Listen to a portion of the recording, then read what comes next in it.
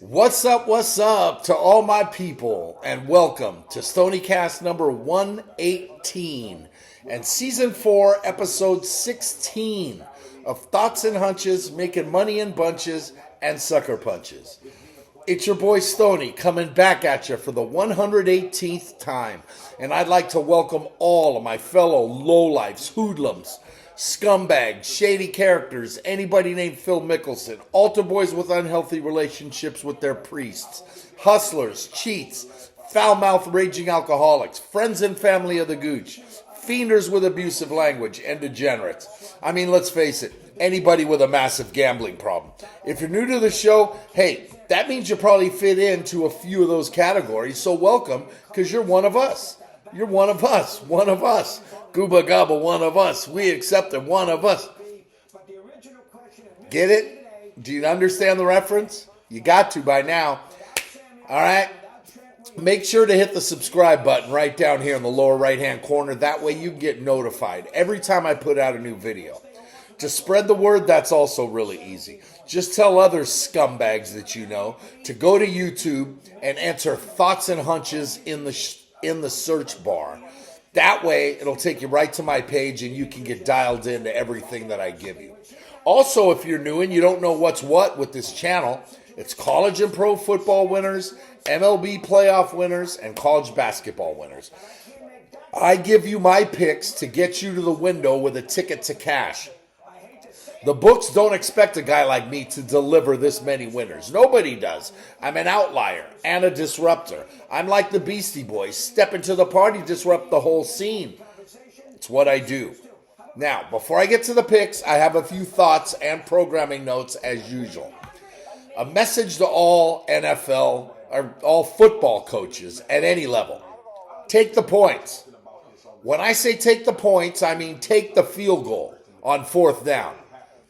I feel like putting my fist through the TV when I hear analytics say to go for it in this spot. Why not kick the field goal and take the 3 points? I understand that a lot of those situations tell you to trust your gut, but you always think that your team can pull it off and convert the 4th down. It's like playing in a golf scramble when you believe that you can make that shot, even if you're an ankle-deep rough, Donnie. Do yourselves a favor. Coaches, take the points. There's nothing worse than going for it and getting stopped so you come away with nothing. Now, when I say take the points, that especially means in the first half. In the second half, you're on your own. But before halftime, you should always take the points, and you'll thank me when you have 3 or 6 more points than you would have had if you went for it and got stopped. Next up is the NCAA's selection committee and their final 4 to make the college football playoff. The question boils down to who's the most deserving versus who are the 4 best teams. You better believe that the selection committee is very aware of TV ratings that each school brings in, because after all, it's a TV event. Hell, the selection show's on TV. They know full well that while Florida State is undefeated and they've got a solid fan base, ratings and ticket sales will soar with the addition of Texas and Alabama as the 3rd and the 4th seeds. I think they got it right in putting the 4 teams that will present the 2 best games on New Year's Day in the semifinals. To think of Saban versus Harbaugh at the Rose Bowl is just wild. I can't wait for that. Quickly, I want to point out a new TV show on HBO or Max, if you will, called Bookie. It premiered last Thursday with the first 2 episodes. It's a half-hour comedy, and anybody that has either been a bookie or has dealt with a bookie, that's basically you. Yes, if you're watching this show right now, that's you. You've either been a bookie or you've dealt with a bookie. Y'all can understand it. The gambling part isn't the biggest part of the show. I wish it had a little more. And I don't know how long the show is going to last, but there's a few really funny moments in the first 2 episodes. Chuck Lorre, the famous executive producer of 2.5 Men and The Big Bang Theory, is once again the EP here. And after he famously had a very public feud with Charlie Sheen, he actually brings Sheen and the little boy from 2.5 Men, Angus Jones, together as they both make a cameo in episode 1. Sheen plays himself running a card game in a rehab facility in Malibu. He owes the bookie 20 grand and gives him a watch instead. It's just priceless. Check it out and let me know what you think. It's a comedy. It's not a drama, but it's a comedy. Finally, I'm probably going to offend some of my Italian friends here with some colorful language, so cover your ears, Anthony, Frankie, and the two Matts. It all starts with the Italian mafia that runs the Philadelphia Eagles. While I think Coach Nick Sirianni, doesn't matter, they all end in a vowel. While I think he's a very good coach, the Italian stuff is a bit far. And that fat bastard security guard with all his Italian flags is just way too much. When your security guard, who I'm going to call Paul Blart, the mall cop, gets involved and puts his hands on a player, he should have been ejected immediately before 49er linebacker Dre Greenlaw retaliated. This greaseball has a job to keep the fans from getting to the players, not putting his hands or dropping obscenities on a member of the other team. If you think I'm wrong and what Paul Blart mall cop did was okay, then you need to figure out something with your life. These guineas need to be reprimanded, plain and simple, quickly. As for the week that was, with so few college football games on the board, I wanted to end the season on a high note, and I did exactly that, dropping an 8-2 week in your lap. Yes, there's one more regular season game this Saturday, but in next week's video, bowl season will begin, and I'll have them for you on a weekly basis. College hoops, I went 3-9 in my last video last Wednesday, and I struggled throughout the week until the weekend hit, and I got hot, very hot. I closed the week at 38-32, which isn't mind-blowing, but it's definitely profitable, and it wasn't easy considering where I was sitting on Friday night. I'll take it every day and move on. As for the NFL, I'll take a solid, if unspectacular, 8-5 week. Add it all up, and yes, that was my 11th consecutive winning week. That's what I do. Here are the numbers. Last week, total 54 wins, 39 losses, 58.06%. I mean, it doesn't get more solid than that. I mean, that's just perfect, right? College football saved me, but it's college football. It's what I do. College football for the season with only 2 games left. 1 game, 2 picks coming at you in about a couple minutes. 237 wins, 171 losses, 4 ties, 58.08%. That's over 58% on the season. Got to be thrilled with that.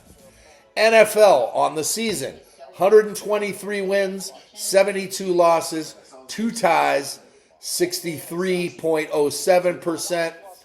Only a catastrophe is going to prevent me from finishing below 60. NCAA hoops, 173 wins, 144 losses, 1 push, 54.57%. That's well below where I want to be, but it's still winning. So overall, 15 weeks, every single pick I've given you in the 15 previous podcasts. 588 wins, 423 losses, 8 ties. 58.16%. Still excellent, but 59 is the goal. You're welcome. I mean, please remember that all these picks that I give you are 100% free. So for all the touts out there that give you 75 to 80% winners, come on. We all know you're full of shit. Plus, you're charging for these picks. With me, just come on YouTube every week and I'll drop my plays on you for free. You can also follow me on X at Stony Woods, STONIE Woods. Quick shout outs, real quick, to brother JD and sister-in-law Dr. Maria. Not to mention the pride of Sacramento, Cruz, and his daughter Tori. You guys rock. Thank you for coming to Nashville, visiting me last week. We had a great time, went to the Grand Ole Opry. And Tori, welcome aboard. It's been way too long since I got a chance to see you. You're a beautiful young woman. Just try not to listen to your father if he's offering gambling advice. You know where to come. Now, if you're following my college hoops plays in the comment section of my videos, please continue to do so. Yesterday, the new week began, and I wound up going 5-6. But that's not going to deter me because, again, it was the first day of the betting week. So we got all week to make up for that. On to tonight's college hoop action. Let's get it going and start at 6 Eastern on ACC Network in Winston-Salem, where I like Wake Forest, -3 over Rutgers. I must digress for a moment. Tonight, 6:30 Eastern in New York, the Stone Hill Skyhawks take on the Stony Brook Seawolves. Yeah, let that marinate for a minute. While I will not be wagering on this game, I just couldn't not talk about it and point out the irony of Stonehill and Stony Brook meeting up on Stoney's podcast. Just had to. Couldn't help it. Anyway, let's move on. Tonight, 7 Eastern in Huntington, West Virginia. I'm on Duquesne, -4.5 over Marshall. 7 Eastern in College Park on the Big Ten Network. Give me Penn State, +7.5 on the road at Maryland. 7 Eastern in Lewiston, New York. I like St. Bonaventure, -8.5 at Niagara in a blowout. 7 Eastern in Richmond on ESPNU. Give me Memphis, -2.5 on the road at Virginia Commonwealth. 8 Eastern in Clemson on ACC Network. I like South Carolina, +8.5 on the road at Clemson in a battle of unbeatens. 8 Eastern in Milwaukee on FS1 in a very good matchup. I'm on number 12 Texas, +8.5 on the road at number 8 Marquette. 8 Eastern on SEC Network, right up the road here, about 15 minutes away in Music City. I like San Francisco. Yep, USF's in town. -2.5 at Vanderbilt. 9 Eastern in Dayton on CBS Sports Network. I like Dayton, -7.5 at home over UNLV. 9 Eastern in Stoneapolis on Big Ten Network. Give me Minnesota, -2.5 versus Nebraska. 9 Eastern in Morgantown on ESPN2, the Backyard Brawl. Adds another chapter tonight, and I like Pittsburgh, +3.5 at West Virginia. And finally, tonight's Degenerate Special is at 10 Eastern on FS1 in Tempe. I'm on SMU, +1.5 at Arizona State.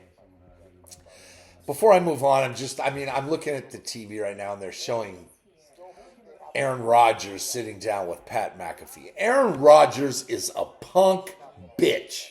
I said it. Nobody loves number 8 more than number 8 does. That guy has a knack for keeping his name in the news even when he's not freaking playing.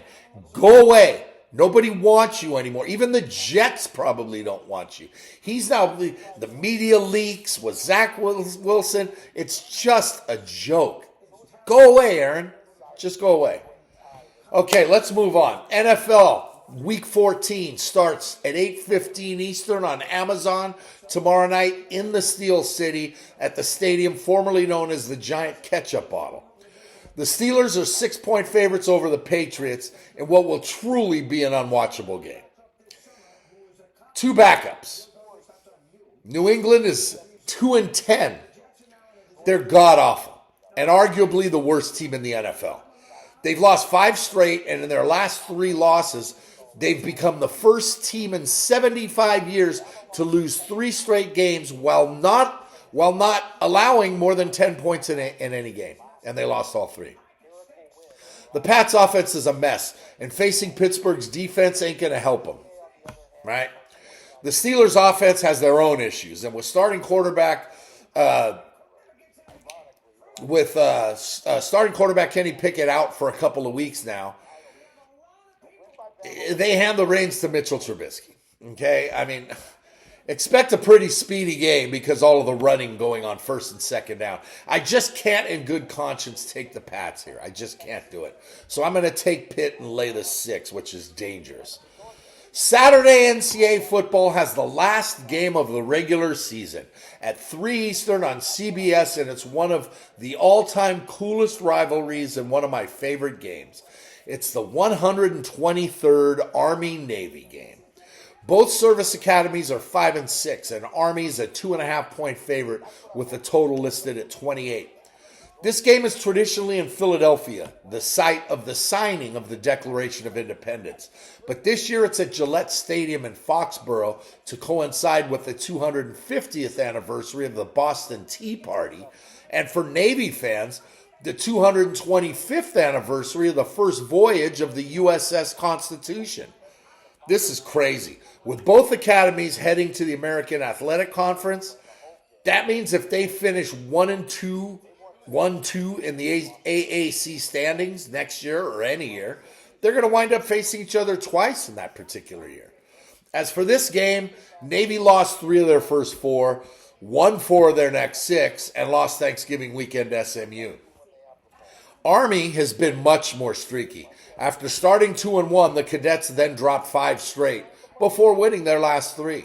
Neither team scores. Both teams play great defense, and both teams run the ball. It's like every other Army-Navy game, isn't it? Only 2 of the last 7 games have gone over the total, including last year's, which went over because of double overtime. I usually take the under, but in this one, I like the over. That total's just too damn low. After all, it's not Iowa playing here. So I'm going to take Army minus 2.5 and over 28 to close out the regular season. Moving on to Sunday's NFL, let's get it all started. 1 Eastern in Hotlanta, where the 6-6 Falcons are 2.5-point home favorites versus the 5-7 Buccaneers. The Falcons haven't been pretty to watch, but somehow they're in first place. They dropped 3 straight before winning their last 2, and they beat the Bucs in Tampa back in October. The Bucs lost 3 out of 4 before taking down Carolina on Sunday. Now let's be honest, neither of the teams is very good, and the Falcons are a different team playing at home in Hot Town. But I'm actually trusting Baker Mayfield now more than Desmond Ridder. My roommate's going to love that. Yeah, I trust Baker Mayfield. Can't believe I said that out loud. I think I just threw up in my mouth a little bit. Give me the Bucs on the road catching 2.5. 1 Eastern in the Windy City. 9-3 Detroit comes to town as 3-point favorites over the 4-8 Bears. The Lions are 9-3 and eyeing the NFC's number 1 seed, so they need to keep rolling.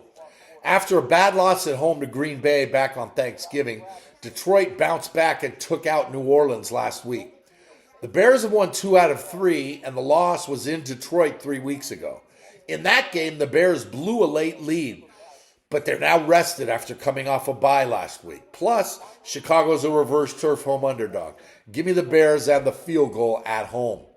1 Eastern in the Queen City. 7-5 Indianapolis is 1-point road chalk at 5-6 Cincinnati. This is another string of games that feature a backup quarterback versus a backup quarterback. That's just what we see nowadays. Colts head coach Shane Steichen, he's done a masterful job in keeping his squad in the playoff hunt after starting quarterback Anthony Richardson went down back in week 4? It's Minshew Mania, baby. He's the one guiding the offense right now, and he's up against Jake Browning, who tore apart Jacksonville's defense on Monday night to get the overtime win. Great game, Jake, but that was it. Indy minus 1. That's the play here. 1 Eastern in Cleveland. The Browns are 3-point home favorites over the Jaguars. Backup versus backup. Here we got Joe Flacco. Yes, that Joe Flacco. Versus CJ Beathard. Wow. Boy, doesn't that make you want to set your DVR? I mean, come on. Both teams are good enough to reach the postseason, even with their backups. And now this will be Beathard's first start in Jacksonville after Trevor Lawrence went down on Monday night. Now they have to go on the road after losing another home game. Is Jayville in a free fall? I wouldn't go that far, but Cleveland is clearly the right side here, so give me the Brownies.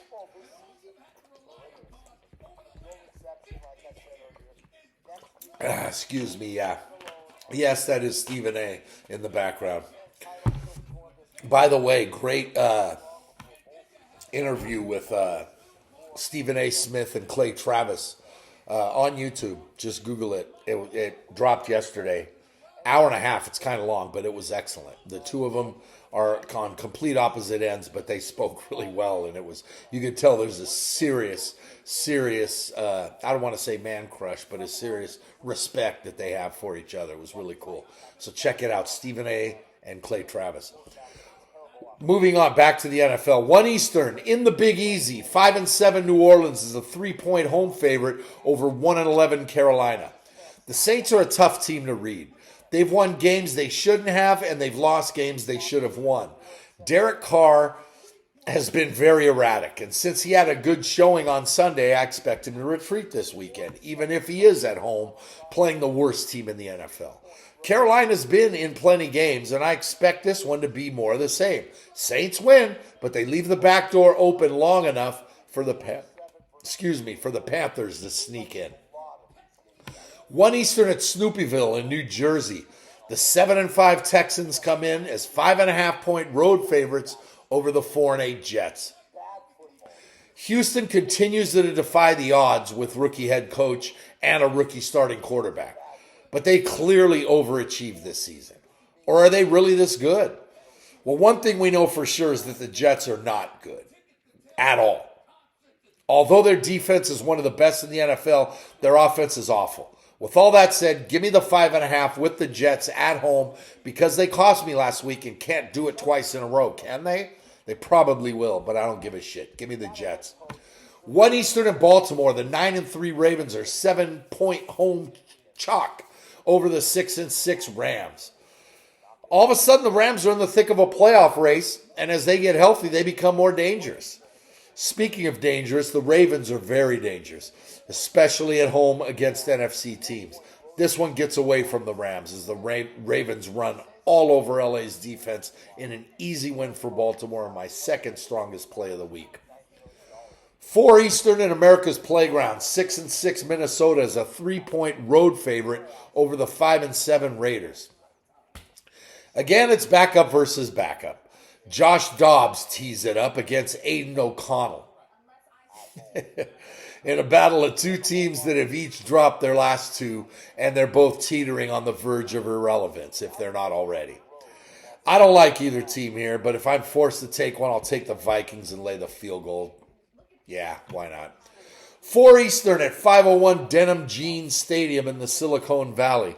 9-3 San Francisco is a 10.5-point home favorite over 6-6 Seattle. The Niners proved last week that they're the best team in the NFL by thumping the Eagles in Stoniecast, and now they face the team they also physically manhandled the week prior on Thanksgiving night. Seattle's going in the wrong direction, and normally I'd be all over the 10.5 in this spot, especially with the 49ers coming off such an emotional win.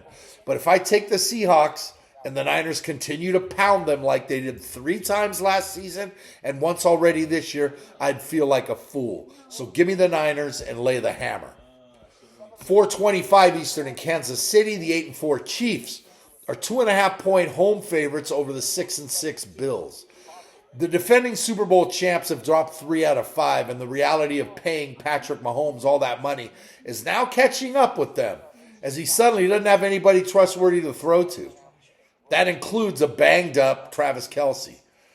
Buffalo's lost 3 out of 4, but their offense is starting to get in order. If they can move the ball against KC, they'll be fine, but they won't.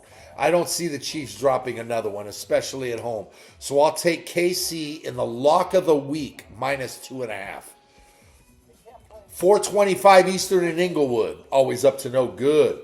The 5-7 Chargers are 3-point home favorites over the 6-6 Broncos. The Chargers are the Chargers. I've been saying this all year. And after dropping 3 straight, they took out New England last week in a thrilling 6-0 win that proved absolutely nothing. The Broncos' 5-game win streak was brought down by Houston last week in a game that featured 3 Russell Wilson picks. The Broncos are clearly the play here, which is precisely why I like the Chargers. Lay them at home with the Bolts. Sunday night, 8:20 Eastern at Jerry World in Arlington. The Cowboys are 3-point favorites over the Eagles in the best matchup of the week. Philly's 10-2, but they got curb stomped and exposed by the 49ers on Sunday. while the Cowboys are 9-3 after chalking up wins over the easiest schedule in the NFL. These two played a couple weeks ago in Philly with the Eagles holding on for the win despite a very good performance by the Cowboys, especially late. Now with the Eagles only one game ahead of Dallas in the NFC East, all hell will break loose and Cowboy Nation will lead the media to declare the Cowboys as the best team ever if they pull it off. The thing is that it's not going to happen. Philly gets things right and does what they always do. They beat Dallas. Give me Philly on the money line. Monday night, we have two games again, like we did back at the beginning of the season. 8:15 Eastern in Miami Gardens. The 9-3 Dolphins are a huge 13.5-point favorite over the 4-8 Titans. Miami has their issues, but they keep on winning, despite their long history of not being able to win in cold weather. Well, that's over with now, because the last 2 weeks they won in cold weather. This one's in South Florida, so the weather's no factor. Miami's speed is unmatched, and nobody's been able to slow them down. Tennessee has the defense to at least keep the Fins from scoring 50, but the Titans' offense is a true disaster right now, and going up against a steadily improving Dolphin defense isn't going to help.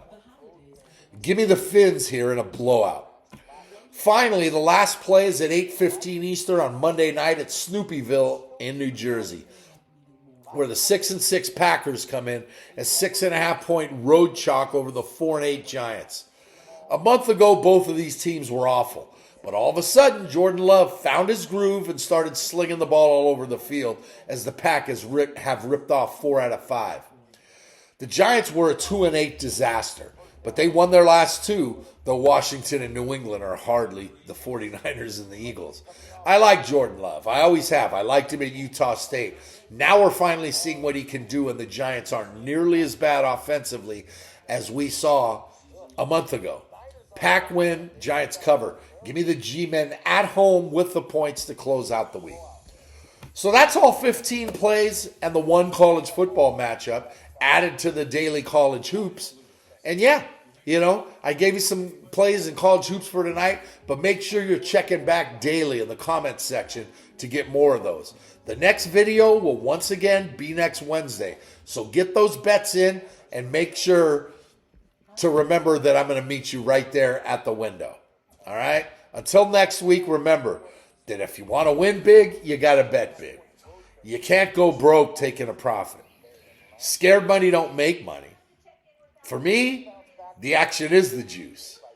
There's money on the streets. It can't be ignored. And finally, good luck to you. Gooch, miss you, brother.